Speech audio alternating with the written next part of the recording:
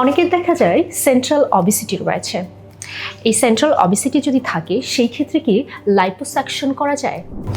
আমাদের দেশে অনেক পেশেন্টস আমরা পাই যাদের BMI reasonably normal, that is অনেক বেশি ওভারওয়েট না, কিন্তু পেটের জায়গাটা বা মিড সেকশনটা অনেক বড়, দ্যাট ইজ ভুঁড়ি একটা আছে, হাত পা রিজনেবল কিন্তু পেটের জায়গাটা অনেক মোটা, সেটাকে আমরা সেন্ট্রাল ওবেসিটি বলি।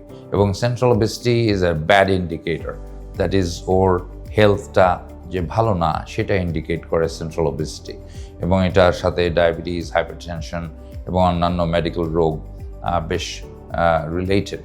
এই জন্যে আমরা পেশেন্টকে বলি সেন্ট্রাল ওবেসিটির ব্যাপারে কেয়ারফুল হওয়া, ডায়েট কন্ট্রোল করে কিছু এক্সারসাইজের মাধ্যমে সেন্ট্রাল ওবেসিটিটা কমিয়ে আনা, ওয়েস্ট সার্কামফারেন্স যেটা, সেই জিনিসটা যাতে আস্তে আস্তে কমে আসে।